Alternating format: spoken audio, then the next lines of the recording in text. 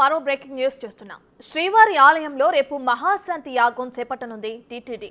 కల్తీ నెయ్యి వల్ల జరిగిన అపచారానికి పరిహారంగా యాగం నిర్వహించనున్నారు. శ్రీవారి నిత్య కైంకర్యాలు, భక్తుల రద్దీ దృష్ట్యా రేపు ఒక్కరోజు యాగం నిర్వహించాలని యోచిస్తున్నారు. శ్రీవారి ఆనంద నిలయానికి వెనుక పాత పరకామణి మండపంలో ఈ క్రతువు చేపట్టనున్నారు. మరి కాసేపట్లో యాగానికి సంబంధించిన అధికారిక ప్రకటన వచ్చే అవకాశం ఉంది.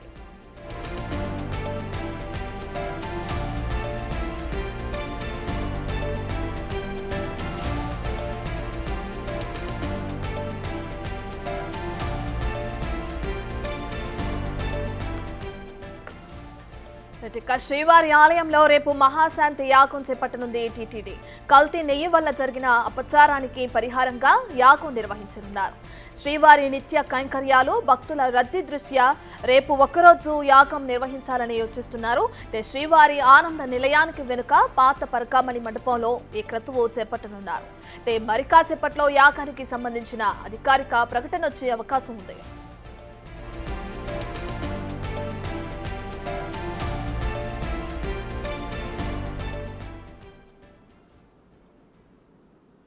ఇదే విషయానికి సంబంధించి పూర్తి డీటెయిల్స్ మా ప్రతినిధి దామోదర్ అందిస్తారు.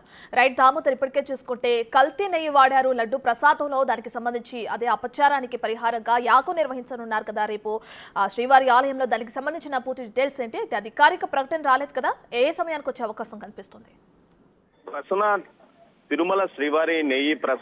తిరుమల శ్రీవారి ప్రసాదాలకు, లడ్డు ప్రసాదానికి వినియోగించే నెయ్యిలో జంతువుల కొవ్వు కలిసిందనే రిపోర్ట్లు రావడం, ఈ నేపథ్యంలో దీనికి సంబంధించి అంతర్జాతీయంగా ఉన్న హిందూ సమాజంలో కొంత మనోభిప్రాయాలు దెబ్బతిన్నాయని వార్త రావడంతో పాటు దీనికి శాంతి చేయాలంటూ అటు ప్రజలు, హిందూ సంఘాల నుంచి కానీ అటు సీఎం చంద్రబాబు నాయుడు కూడా ఆలోచించిన నేపథ్యంలో నిన్న ఏదైతే టీటీడీ ఈవో శ్యామలరావు, అదనపు ఈవో వెంకయ్య చౌదరులు ఇద్దరు సుమారు 6 గంటల పాటు ఇటు ఆగమ శాస్త్ర సలహాదారులతోనూ, వేద పండితులతోనూ చర్చించిన తర్వాత రాత్రి వారు ప్రధాన అర్చకులను తీసుకుని విజయవాడకి వెళ్లి సీఎం చంద్రబాబు నాయుడుతో సమావేశమయ్యారు. ఈ సమావేశం తర్వాత మరికొంతమంది సలహాలు తీసుకున్నట్లు తెలుస్తుంది. రేపు ఏదైతే ఆలయం వెనుక వైపు ఉన్న పాత పరకామణి ప్రాంతంలో శాంతియోగం నిర్వహించే అవకాశం ఉందని తెలుస్తుంది. దీనికి సంబంధించి అధికారిక ప్రకటన అటు ఏదైతే తిరుమలలో ప్రకటిస్తారా లేక అటు విజయవాడలో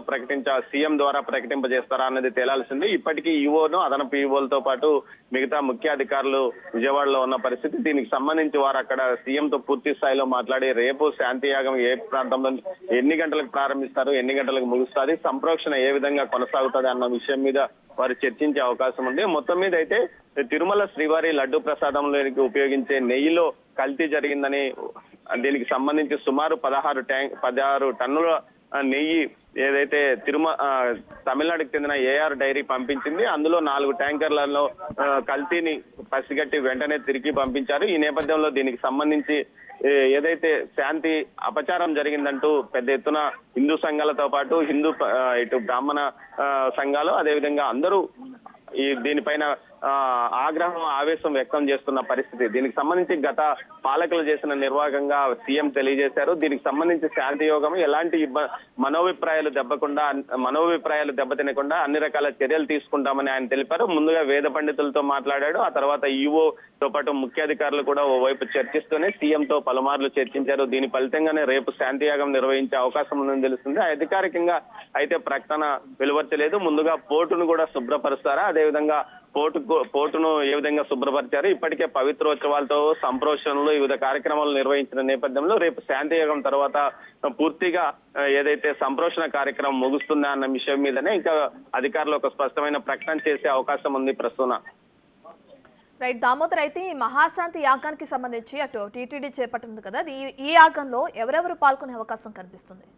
ఖచ్చితంగా ఈవోను ముందు పెట్టుకుని యాగాన్ని నిర్వహిస్తారు. స్థానికంగా ఏదైతే టీటీడీలో ఉన్న వేద పండితులతో పాటు ఆగమ శాస్త్ర సలహాదారులు, ప్రధాన అర్చకులు వీరంతా పాల్గొంటారు. ముఖ్యంగా టీటీడీకి అన్ని రకాల యాగాలు నిర్వహించడానికి అవసరమైన వేద పండితులు ఉన్నారు. వారి ఆధ్వర్యంలోనే యాగం నిర్వహిస్తారు. బయట నుంచి ఎవరు వచ్చే అవకాశం లేదు. స్థానికంగా ఉన్న వేద పండితులే అన్ని యాగాలను నిర్వహిస్తారు. ప్రస్తుతం ఇప్పటికే టీటీడీ గతంలో చాలా సార్లు అటు రాష్ట్ర ప్రభుత్వం రాష్ట్రంలో వర్షాలు పడినప్పుడు కూడా అనేక యాగాలు నిర్వహించింది. అలాంటి ఋత్వికులు పెద్ద సంఖ్యలో టీటీడీలో ఉన్నారు. వీరితో పాటు అటు వేద పాఠశాలలోని విద్యార్థులతో పాటు వేద పాఠశాలలోని ఆచార్యులు ఉన్నారు. వారు కూడా ఇందులో పాల్గొనే అవకాశం ఉండొచ్చు ప్రస్తుతం. దామోదర్ అయితే అటు శ్రీవారికి నిత్య కైంకర్యాలు ఎవ్రీడే నిర్వహిస్తూ ఉంటారు. అయితే దీనికి సంబంధించి అంటే ఈ శాంతి యోగం ఏదైతే యాగం నిర్వహిస్తున్నారో ఇది జరుగుతున్న క్రమంలో ఈ షెడ్యూల్ ఏదైనా మార్చే అవకాశం కనిపిస్తుందంటారా? అంటే భక్తుల రద్దీ కూడా ఎక్కువగా ఉంటుంది ప్రతిరోజు కూడా అక్కడ. అయితే దానికి సంబంధించి ఎటువంటి షెడ్యూల్ ని విడుదల చేయనున్నారు?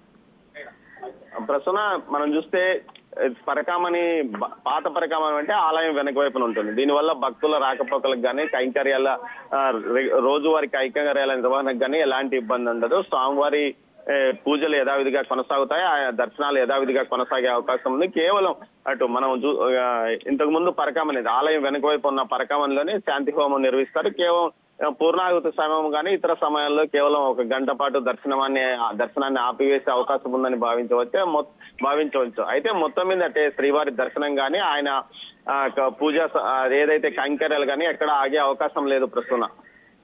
Thank you Damodar.